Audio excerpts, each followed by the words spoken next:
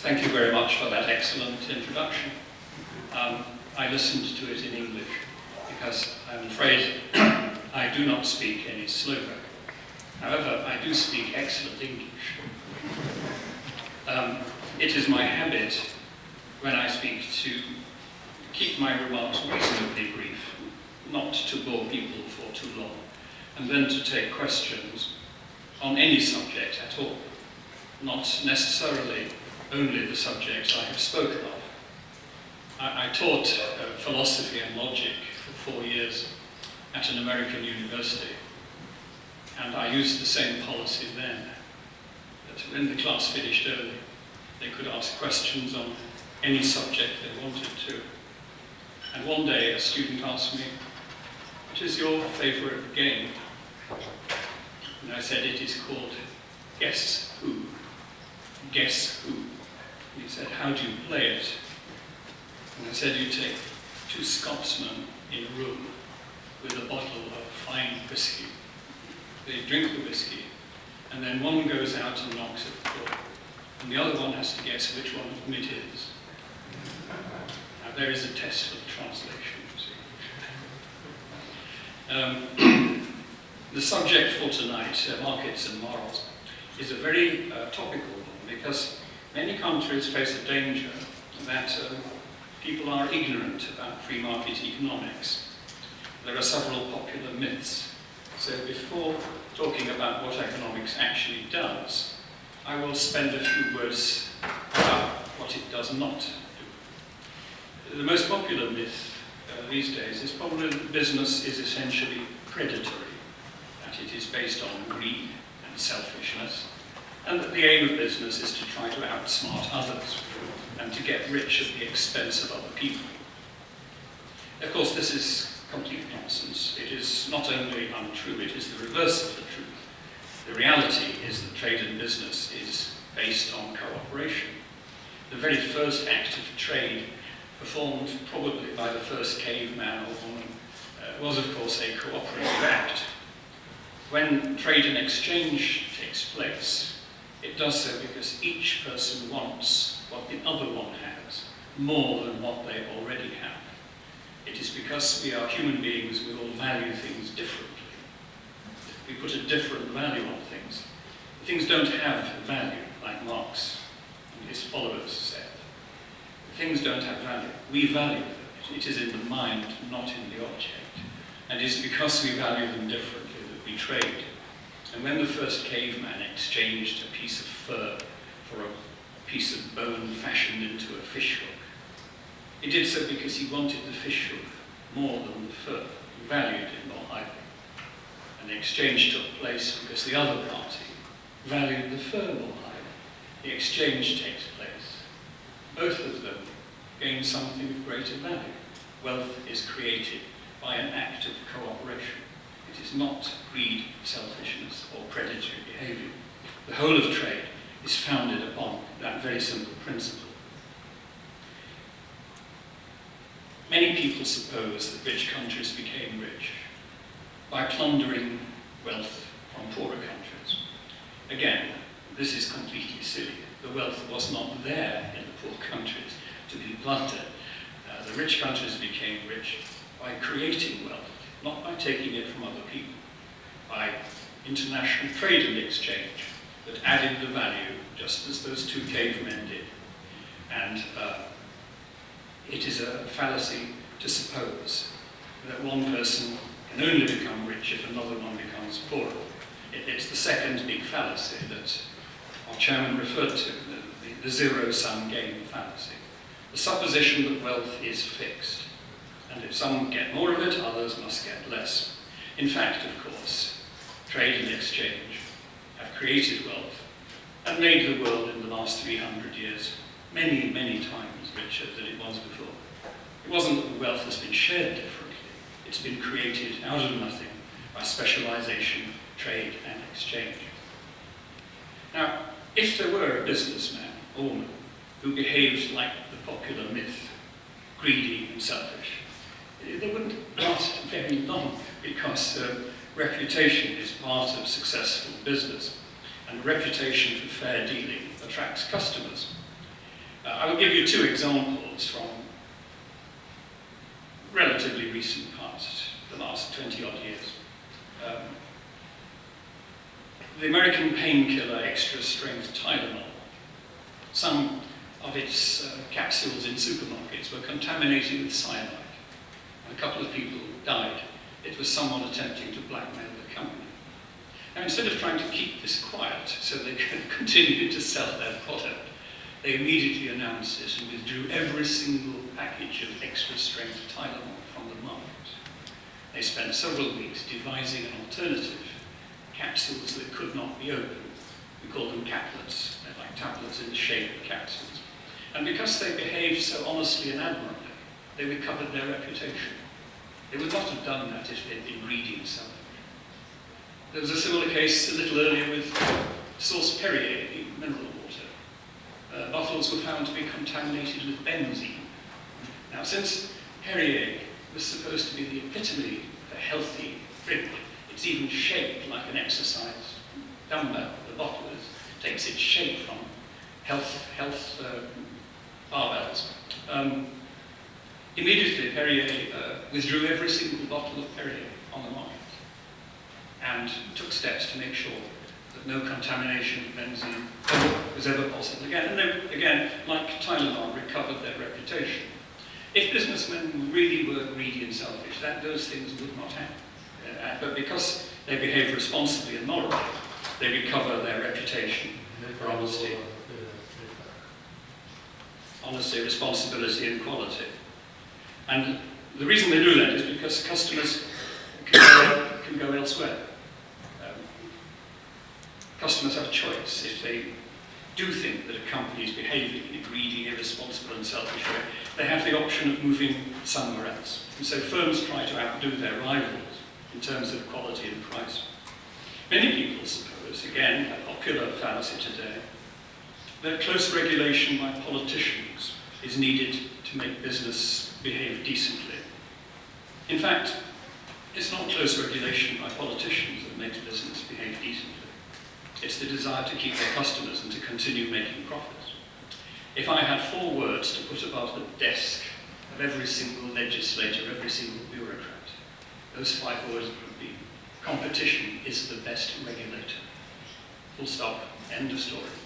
If you have competition and it's effective, you need regulation very much less than if you don't. That is indeed if you need it at all. What about monopolies? When you have monopolies, especially state monopolies, they don't need to attract customers. They get their money from government in taxation. And they start to serve producer interests instead. And by producer interests, I mean that nationalized, state-owned industries tend to serve the interests of politicians, bureaucrats, labor unions. Typically, state industries are inefficient, overmanned, expensive, unresponsive to consumers. I'm sure in some countries, maybe even this one, they may be different, but we certainly found in Britain that all of them were exactly as I have described. Over 35 years in Britain, they were privatised one by one. And whenever possible, which was in nearly every case, competition was introduced. We had a century of a telephone service with a state monopoly. And when we privatised it, we deliberately introduced a private competitor. They only had 7% of the market to begin with. But we announced that after 4 years there would be a review and another 4 competitors. Another 4 competitors would be admitted. And after another 4 years, another 6 competitive. The result is Britain now, I think, probably has the most competitive telecoms market in the entire world. There are so many companies operating, offering so many different varieties of terms, that the consumer is almost spoiled for choice. Indeed, if there is a complaint, some people think they have too many choices. It's a dazzling array of telecom services on offer. What about natural monopolies? I mean, you're not going to run 2 gas pipes into every household to give the householder a choice, or 2 water pipes into every house. Well, no, you're not, and that does seem to indicate that it might be a natural monopoly, but we found a way around that. And the way around that is to separate the infrastructure from the supply. And although you only have one gas pipe running into every house, several companies compete to send gas down that pipe for you to buy. And similarly with water. We have several water companies competing to send the water to the individual households in Britain. And so we're able to establish competition even in areas that people thought were natural monopolies. And it has been a surprisingly effective formula. Well, when we started this process, the government in Britain owned the oil industry, the gas industry, the electricity industry, the coal industry. The state made the cars, the trucks, the buses and the planes. The state owned the airports and the ferries. It owned the freight lines, the shipping lines. The state owned, in other words, shall we say, the commanding heights of the economy. You could go an entire day without actually meeting the private sector. Well, all of those that I've mentioned were privatised over the course of about less than 2 decades. Every single one of those is now in private hands. And we recently indeed privatised Royal Mail. That was one of the last ones to go. We're still working on the BBC, but its day will come. There's a man in a black cloak with a scythe over his shoulder, waiting at the door of the BBC. Their turn will come. But the Royal Mail was privatised, and I have no doubt at all, like the others, it will become competitive and successful. That instead of the dead hand of the state, will have the vigorous inventiveness, the anxious to please the consumer attitude of the private sector. Some people suppose that the only virtue of business is that their profits can be taxed in order to benefit society. And so people accuse firms like Amazon, Google, Apple. They accuse them of using clever accounting techniques to evade taxes. They say they're not paying their fair share. Amazon is operating in Britain, it's selling its goods in Britain, but what are we getting out of it? Because they register in Luxembourg or wherever, and they pay a very tiny amount of taxes in Britain. Because this is the point. This is a politician supposing that the only value of a company is the amount of tax it pays that he or she can then spend in order to win elections. Whereas the reality is, of course, that the value that firms like Amazon, Google and Apple is the service that they give to people. It is not the tax they pay to government. Their value to me is how much they add to my life.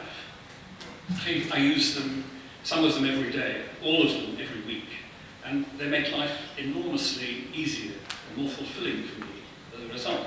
I don't actually care how little tax they pay. That's not really my problem, and it's certainly not the value. So their value, I repeat, does not lie in the fact that politicians can take some of the money they make to fund their own projects. What actually happens if politicians do make them pay more taxation? It simply means consumers, that's me, will have to pay higher prices as a result, in order that some of the money they make can go to government. I'll have to pay more, so that some politician somewhere can get to spend something on pet projects he or she thinks are worth doing. I think I'm a better judge of how to spend my money than politicians are. And furthermore, when I spend it, I exercise my freedom every time I do so. It's my choice, it's my values, it's my priorities I'm giving expression to, not those of some politician. So it's kind of, there's the moral virtue of freedom, as well as I say, the efficiency of it. Every extra amount of taxation on business takes money out of my pocket, because I am the one who buys the goods and services of that business, and they will put up their prices to cover the extra tax that government is taking. And if only we could get that across to the average member of the public, I think we'd be making big strides towards getting decent economic attitudes. I actually don't think politicians are any good at all at running business. I've only seen them in Britain, and they made a complete pig's dinner out of running industries in Britain. They are no good at all. Most politicians know nothing at all about business. Some of them have spent their whole lives in politics and nothing else. I don't even think politicians politicians are very good at government. Never mind business. I mean, look at the state it's in and the mess they've landed in. You know, I actually, to be honest, don't want them running my life, and I certainly don't want them running my economy. And one problem is that politicians often don't know their limitations. They don't realise their failings. They think they've only got to pass laws to put things right. I wonder how we all stayed on the ground before some politician passed the law of gravity. Those are the terms they think in. I often tell schools that if a dog vomited in the streets in Estonia, within a week some Italian senator would stand up in the European Parliament and propose a law to stop dogs vomiting in the street. And they would think thereby that they had solved the problem. They seem to think they can control economic behaviour simply by passing laws. So they pass laws to raise minimum wages, or to make it more difficult to lay off workers in times of an economic downturn. And then they express surprise when unemployment rises as a result. They impose rent controls to fix maximum prices for rentals. And then they're surprised when people stop letting out their property. The point is that economic activity arises out of human nature, out of the choices we make, the values we hold, and the priorities we allocate. We let property to others in order to make a little profit from it, in order to gain from the asset that we hold.